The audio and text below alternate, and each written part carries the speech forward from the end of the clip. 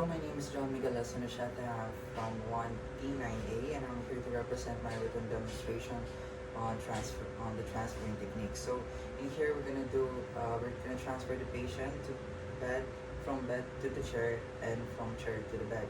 So in order to proceed further, the first thing we're gonna do is we're gonna review the medical records of the patient. Reviewing the medical records, including if they're having a difficulties moving or limitations moving. We need to consider also if they undergo any surgery or if they have current injury. So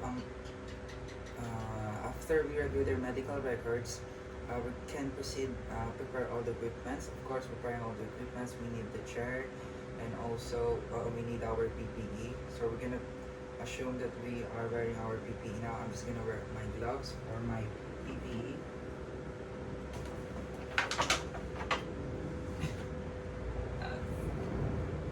Just a second. We need to wear our PPE before we approach the patient to prevent the spread of microorganisms. Consider something.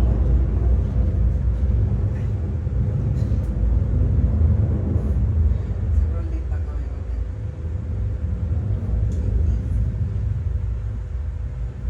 Yeah, ito.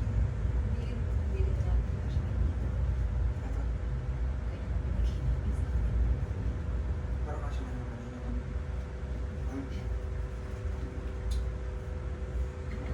Okay, yeah, after wearing our PPE, we can now approach the patient. And by approaching the patient, we are also going to identify the patient and ask for their consent, since we are doing also an invasive process wherein we're gonna transfer them by using our grip force and transfer them to another place.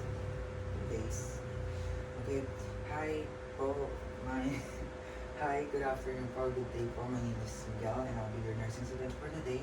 So we're gonna I'm gonna transfer you to the chair first, and then I will transfer you back to your bed. So we're gonna I'm gonna grip you po, so to transfer you. So we're not gonna use any belt po since it is unavailable right now. And yeah, so may I ask po if may nararamdaman po kayo sakit as of now? Ano po. So by proceeding, we're gonna provide a non-slip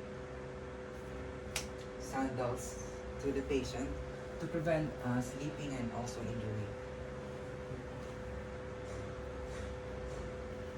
Okay, and then we're gonna position yung paa ng pasyente para ma-stabilize niya yung balancing niya. Okay. And also, I'm gonna prepare my chair first.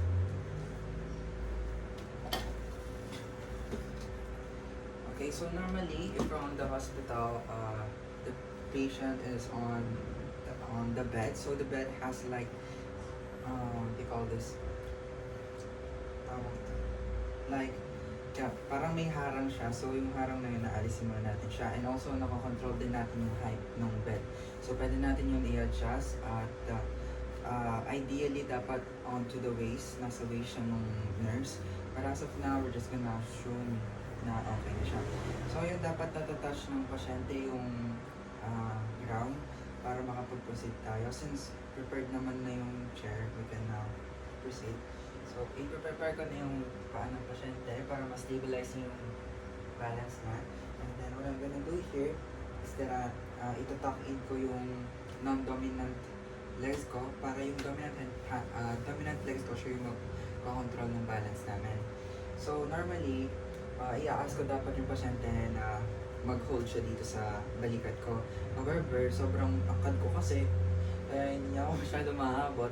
Kaya, I will just need i-grip ko na lang siya na maayos, tapos pwedeng hawakan niya na lang ako kahit saan niya gusto. Okay? So here, just pwede lang po dito hawakan niya lang ako dyan. No? Tapos yung pong head niyo, ipatin niyo lang ito.